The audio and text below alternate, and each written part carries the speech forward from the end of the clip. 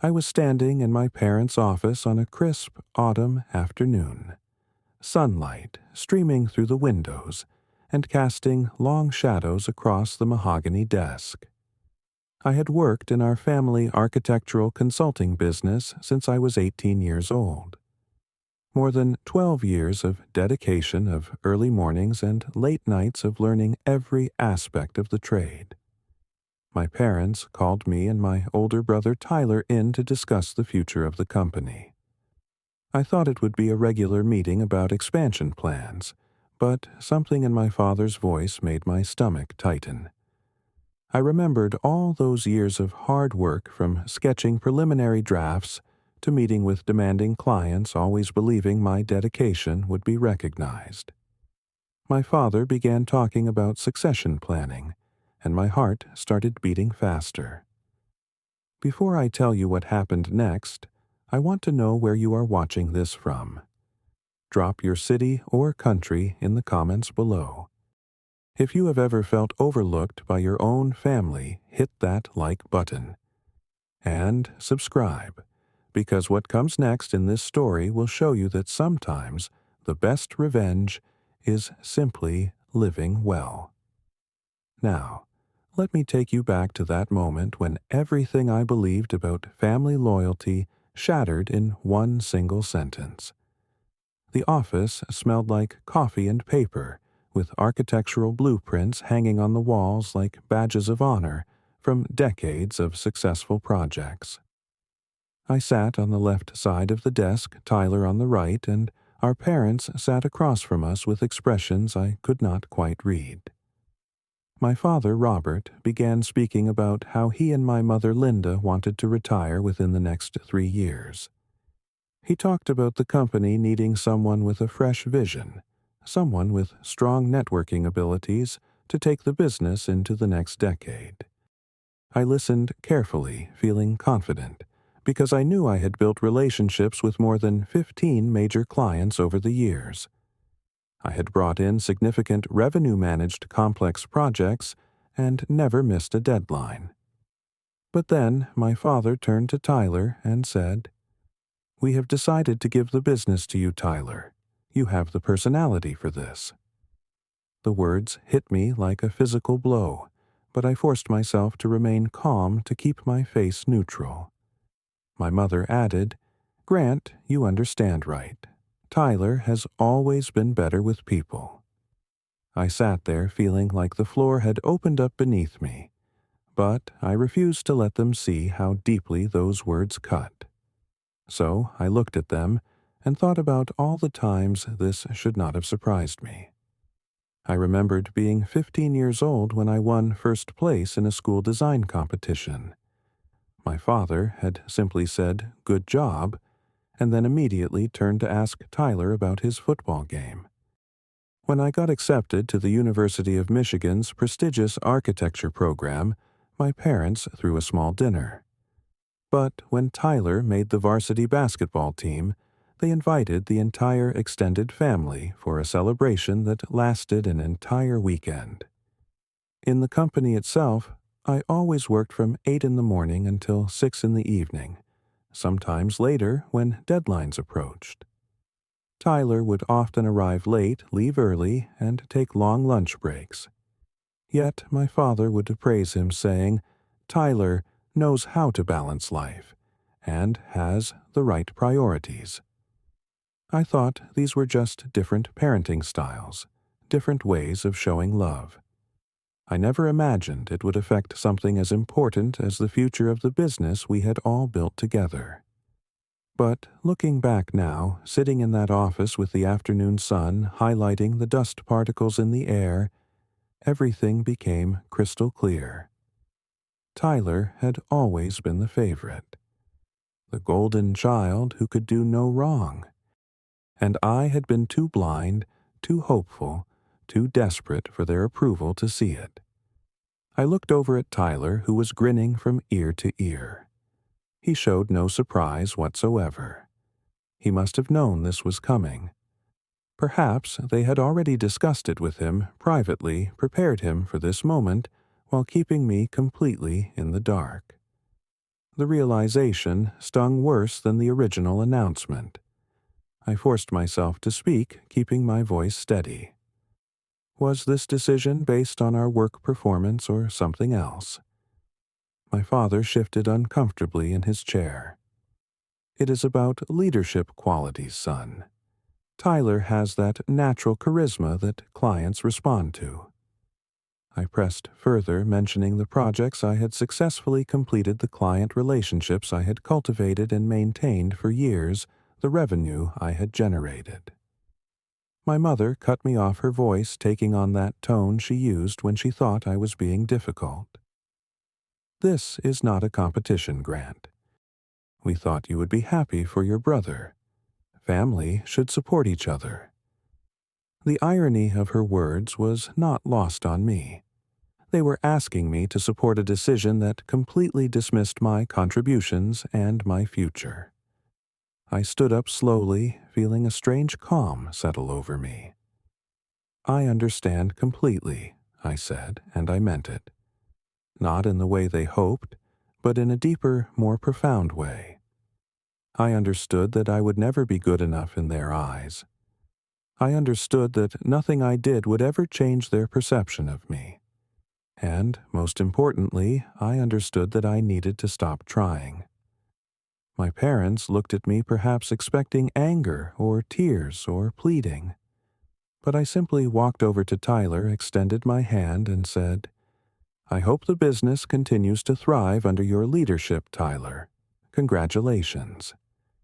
Then I walked out of that office, closing the door gently behind me, not slamming it like part of me desperately wanted to. As I descended the stairs, something unexpected happened. Instead of crushing disappointment, I felt an odd sense of relief washing over me. Perhaps this was the universe's way of setting me free.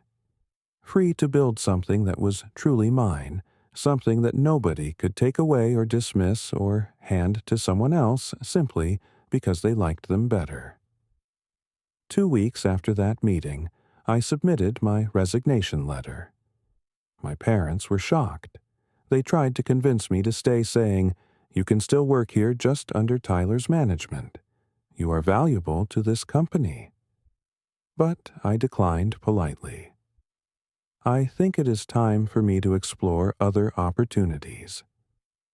Tyler seemed annoyed by my decision, complaining that I was making everything awkward and being dramatic about a simple business decision. I packed up my small office, taking only what belonged to me personally: my sketches, my personal laptop, my coffee mug that said, "Design is not just what it looks like. Design is how it works." I left behind everything the company had provided, wanting a clean break, wanting to owe them nothing. I rented a tiny studio apartment in a less expensive part of town and started working as a freelance architectural consultant.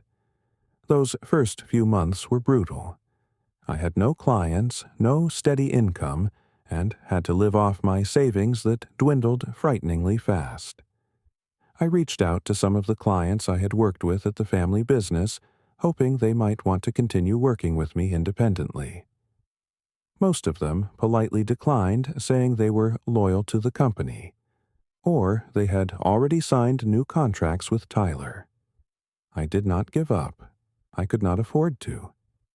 I built a website showcasing my portfolio, started a blog about innovative design solutions for small businesses, and ran targeted social media ads with the little money I had left. I attended every networking event I could find, handed out business cards at coffee shops, and offered free consultations to anyone who would listen. The 4th month after leaving, I finally landed my first independent project. A small coffee shop owner named Marcus wanted to redesign his layout to accommodate more customers without losing the cozy atmosphere.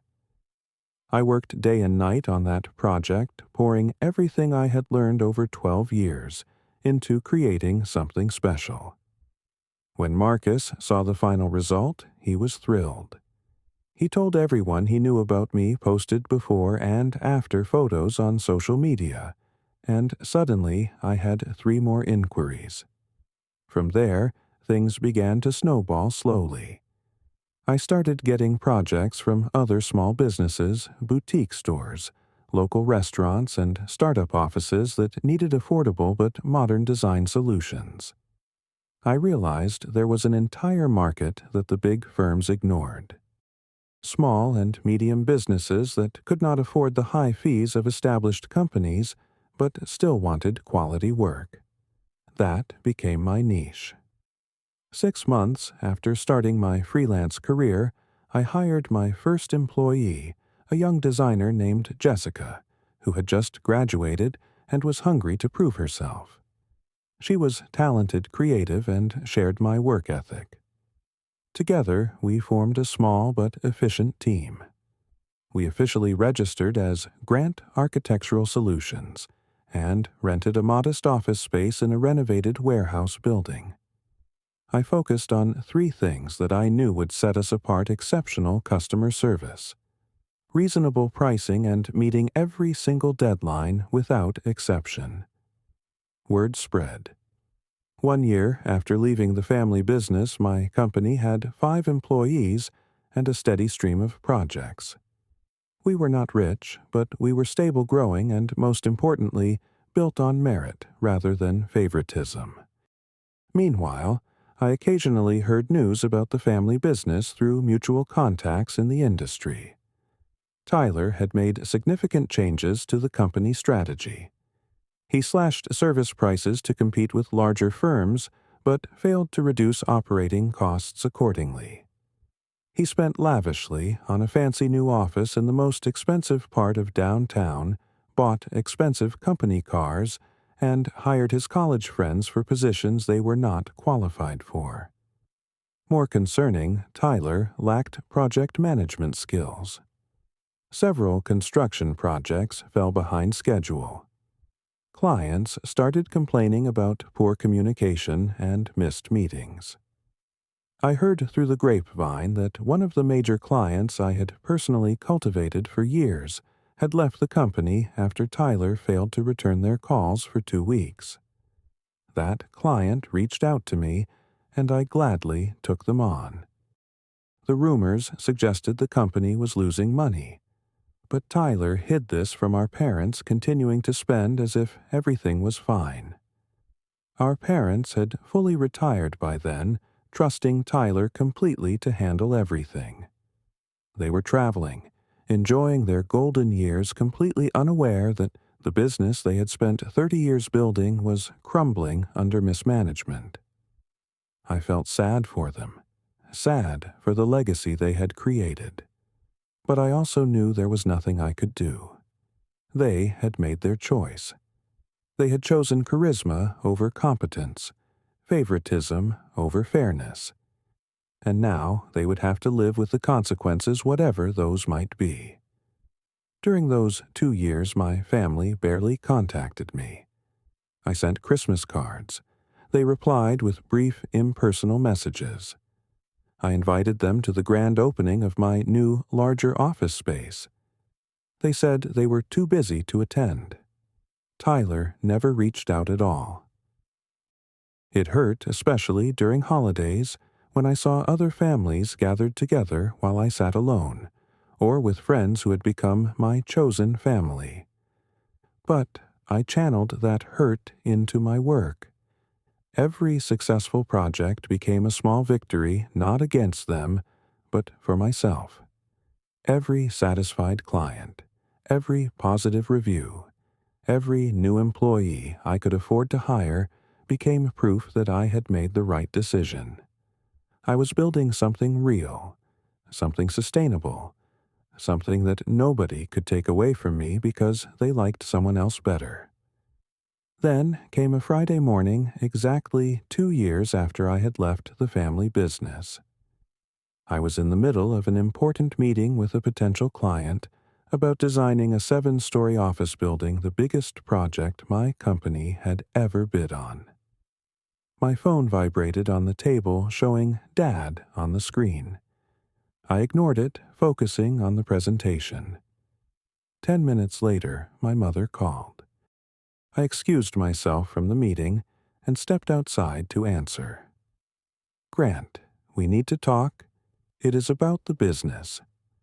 My mother said, her voice shaking in a way I had never heard before. I asked what was wrong, and she replied, "Better to talk in person. Can you come by tonight?" I agreed to meet them after work hours, feeling a knot forming in my stomach.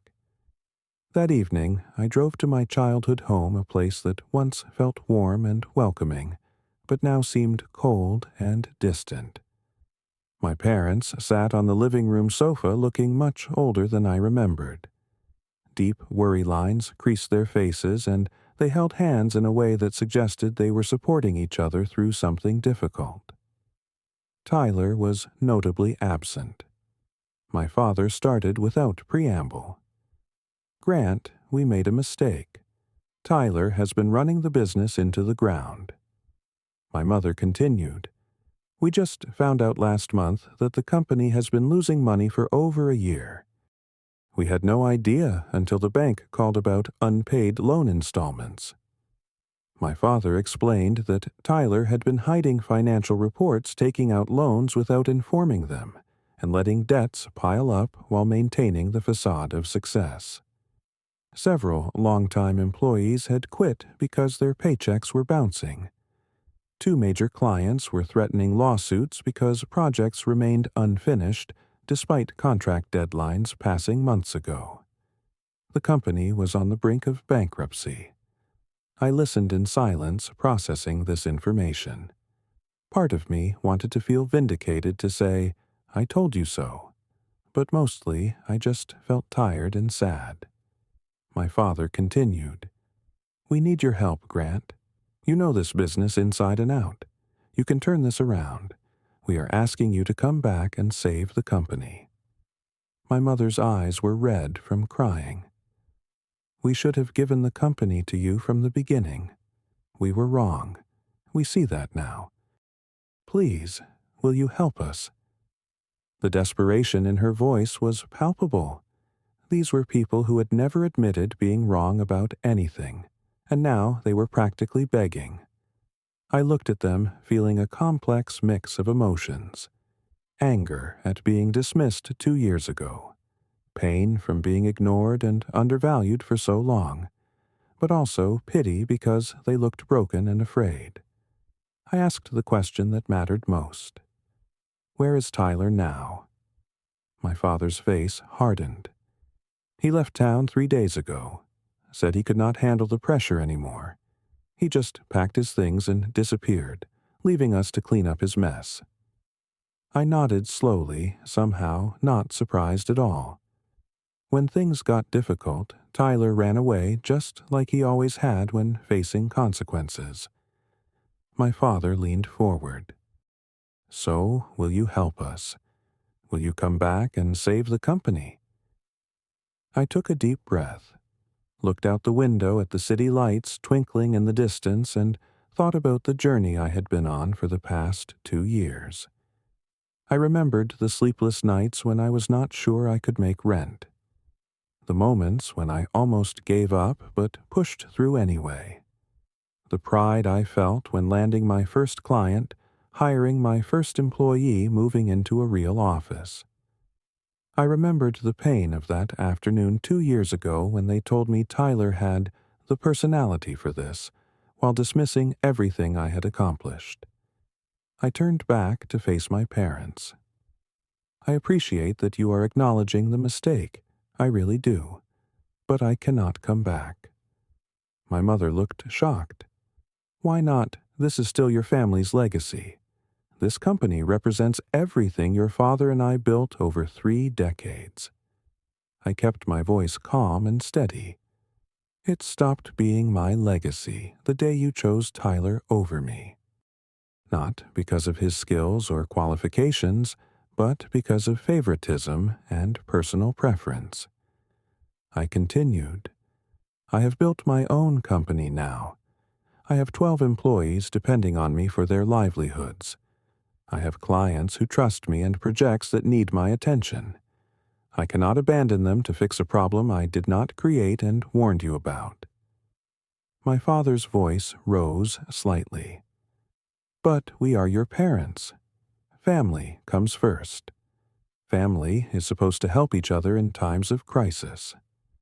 I looked directly into his eyes, holding his gaze. You taught me that lesson 2 years ago when you picked Tyler. Family comes first, apparently, except when it comes to me. You taught me that blood relation does not guarantee respect or fair treatment. The silence that followed was heavy and uncomfortable. My mother wiped tears from her eyes. My father stared at the floor. Finally, I stood up, preparing to leave. My father's voice stopped me. So, you are just going to let us lose everything.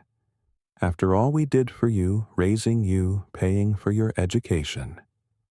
I turned around, feeling a final surge of clarity. I am not heartless. I will not come back to run the company, but I can point you in the right direction. I reached into my briefcase and pulled out a brochure I happened to have from a recent conference. I placed it on the coffee table. This is information about business loans and restructuring consultants. They specialize in helping failing companies get back on their feet. I added, you should also consider hiring a professional CEO with experience in turnaround management. Someone objective who can make the hard decisions without emotional attachment. And if you want, I can give you contact information for 3 excellent architectural consultants who can help complete Tyler's unfinished projects. My mother picked up the brochure with trembling hands. This is all you are going to do for us? I nodded. This is more than what I owe you. You made your choice 2 years ago when you decided Tyler was better suited to lead, despite all evidence to the contrary. Now you have to live with the consequences of that choice. I walked toward the door, then turned back one final time. I wish you the best. I genuinely do. But I cannot sacrifice everything I have built to fix someone else's failure, even if that someone is family.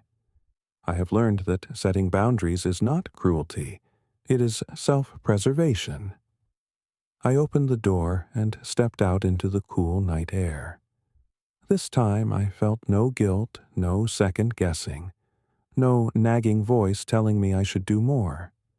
I felt only a profound sense of peace and freedom. I had stood up for myself, set clear boundaries, and refused to be manipulated by guilt or family obligation. As I drove home, I realized that this moment was not about revenge or proving them wrong. It was about respecting myself enough to protect what I had built. The weeks following that meeting were surprisingly peaceful for me. Occasionally, thoughts of my parents would surface and I would wonder if I had been too harsh. But then I would walk into my office, see my team working enthusiastically on exciting projects, and know I had made the right decision. Choosing myself was not selfish. It was necessary. I started seeing a therapist to process my complicated family relationships and the feelings of being overlooked since childhood. Dr. Patricia helped me understand that I did not need my parents' validation to confirm my worth. She taught me that seeking approval from people who consistently withhold it is a form of self-harm. Through our sessions, I learned to forgive not for them, but for myself. Carrying resentment was like drinking poison and expecting someone else to get sick. I joined a running club and made friends with people who knew nothing about my past. They liked me for who I was now, not because of any family connections or history. I started dating Sarah, a marketing professional I met at a business networking event. She was kind, supportive, and understood the importance of building something meaningful through hard work. We spent weekends exploring new restaurants, going to art galleries, and simply enjoying each other's company without the weight of family drama. My life gradually became brighter, fuller, more authentically mine. I stopped checking my phone, hoping for messages from my parents or Tyler. I stopped wondering if they thought about me or regretted their decision. I focused on the present and the future I was actively creating. 6 months after that difficult conversation with my parents, my company landed the biggest contract we had ever secured, designing a shopping complex worth $2 million. It was a transformative moment. I hired 10 additional employees, opened a second branch office, and invested in better technology and equipment. My company was not just surviving anymore. We were thriving. A local business magazine contacted me for an interview and feature story. The article ran with the headline, "From Family Business Reject to Self-Made Success." Reading it felt surreal. They portrayed me as an inspiration, someone who turned rejection into motivation. I received dozens of emails from people sharing similar stories of being underestimated by their families and finding success on their own terms. I was invited to speak at an entrepreneurship conference for young professionals. Standing on that stage, I shared my story honestly, not to disparage my family, but to encourage others who felt unseen and undervalued. I talked about the importance of believing in yourself when nobody else does, about turning pain into purpose, and about knowing your worth even when others dismiss it. After my speech, many people approached me with tears in their eyes, telling me how much they related to my experience. A young woman told me her parents wanted her to be a doctor, while her passion was graphic design. A man shared how his father favored his older sister and never acknowledged his business achievements. These conversations reminded me that I was not alone, that family favoritism was more common than people admitted, and that healing was possible. I heard through mutual acquaintances that my parents had ultimately been forced to close the family business. They sold off remaining assets, paid what they could to creditors, and settled into a much smaller house in a different neighborhood. Tyler had moved to another state, taking a regular office job with no leadership responsibilities. Sometimes I wondered if he ever reflected on what happened, or if he blamed everyone but himself. My parents occasionally called me now, brief conversations where they asked about my life without mentioning the past. We talked about weather holidays and surface-level topics. I responded politely, but maintained emotional distance. I had forgiven them, but forgiveness did not mean forgetting or returning to old patterns. It meant releasing the anger so it would not poison my future. One quiet afternoon, I sat in my corner office looking out at the city skyline. Sunlight streamed through the windows, illuminating the architectural models and design awards displayed on my shelves. I thought about the journey from that painful autumn afternoon 2 years ago to this moment of peace and success. I realized that sometimes the best thing that can happen to you is not getting what you want. If my parents had chosen me to lead their company, I would have spent my life trying to earn approval I already deserved. I would have remained in their shadow, never knowing my true potential. Their rejection, as painful as it was, became the catalyst for discovering my own strength, building my own empire, and living life on my own terms. I no longer resented them or Tyler. Resentment requires energy. I would rather invest in growth and happiness. They taught me an invaluable lesson, just not the one they intended. They showed me that family titles do not guarantee respect, that love should not be conditional on meeting someone else's expectations, and that sometimes walking away is the bravest thing you can do. I picked up my phone and texted Sarah asking if she wanted to grab dinner. She replied immediately with enthusiasm. As I gathered my things to leave the office, I smiled, grateful for the life I had created. A life built on merit, sustained by genuine relationships, and defined by self-respect, rather than seeking validation from people who would never provide it. Looking back now, I realize that my parents did give me something valuable that day, just not what they intended. They gave me the permission to stop seeking their approval and start building my own legacy. And honestly, that turned out to be the greatest gift they could have ever given me. Have you ever been underestimated by your own family? Have you ever had to choose between family loyalty and self-respect? I would love to hear your stories in the comments below. If this story resonated with you, please hit that like button. Subscribe to this channel because I share more real-life stories about overcoming challenges and finding success against the odds. Share this video with anyone who needs to hear that their worth is not determined by who recognizes it. Thank you for listening to my story. I hope it reminds you that your value does not decrease based on someone's inability to see it. Stay strong, believe in yourself, and never stop building the life you deserve.